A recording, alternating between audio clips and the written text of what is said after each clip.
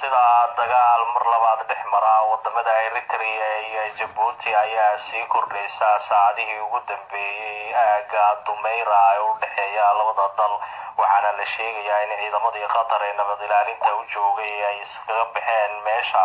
waxaana la sheegayaa in hadda ciidamadu ay isku jiraan masaafo aad isugu dhow waxaa la sheegayaa in ciidamada Djibouti haddii xaaladdu ay sii xumaato ay u yeeran karaan ciidamadoodii heel walaali ka joogay magaalada Beledweyne waxaa la sheegayaa in madaxweynaha Eritrea oo ciidamo fara badan iyo taangiyo soo dhoobay isagoo ka warhelay dhaqdhaqaaqa ciidamo fara badan oo Ethiopian oo xadka Djibouti soo dhex jibaaxay oo u ogolaaday madaxweynaha dalka Jamhuuriyadda ciidamada Ethiopia inay galaan Djibouti waxaa ogolaaday Ismaaciil Cumar Geelle waad fahanteen marmaanaya qodobkaas Ismaaciil Cumar Geelle oo Shiinaha ka codsaday inay xadka yimaadaan oo si ay u ilaaliyaan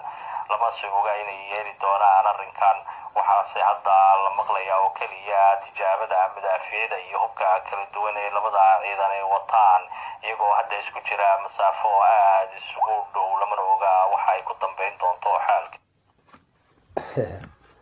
waad maqashaan waxa la masaafo aad u yar bay isu jiraan waxaana tijaabinayaan qolo walba waxay haysatay ay tijaabinayaan eedana waxa iskale kulli ninka dhulka iskale ee dawladka ayaa eedda yeelanaya sababtoo ah dalkan adaa iskale adaa madaxweyne ka ah inaad dal kale ugu soo yeedhato oo tiraa difaac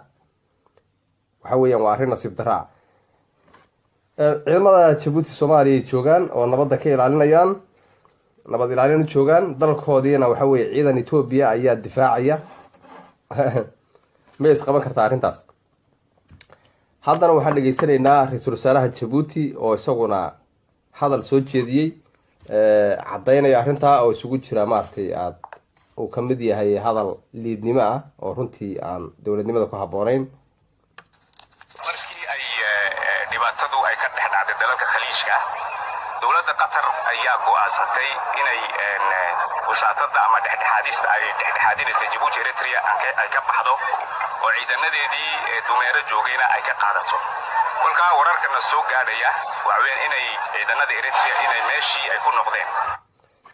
ra-iisul wasaaraha Djibouti wuxuu ku leeyahay dawladda Qatar ayaa go'aansatay inay meesha ka baxdo wararkana soo gaadhaya buu leeyahay waxay sheegayaan goobihii xuduudka ahaa Djibouti inayna ka warhaynin sida ku ogaada ay Ethiopia gacanta ku haysta marka wararkana soo gaadhaya buu leeyahay waa ra-iisul wasaarihii Djibouti weeyaan wararkana soo gaadhay waxay sheegayaan in ay Qatar ka baxday meeshii Eritrea meesha ma taqaana waa arrin la yaab leh runtii maartay waxaad ogaataa waxa jira go'aan uu qaramada midoobay qaadatay sanadkii 2009 ee sheegaya inay dad quwaadka ama ciidanada labada dal ay ka durkaan meeshaas ilaa aan xal loo helayo xuduudda la jeexayo kolka haddii Eritrea ay meel ay kaga dhacday go'aankaasi kulliba dadweynaha iyo mujtamaca dawliga ayaa u taallaa qaraarka hadday meel kaga dhacday oo ay xuduudka ciidamadeeda keento dadweynaha ayaa u taallaa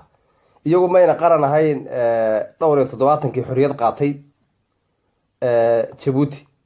waxaan filayaa 74 inay qaateen ma filaya marka iyagu mayna dal ahayn intaas dawladaha oo ciidan leh markii ayna ka warhayn xuduudkooda wax ka dhacay ee Ethiopia ay maamulayso ay wadan kale ay maartay ay ka hor istaagayso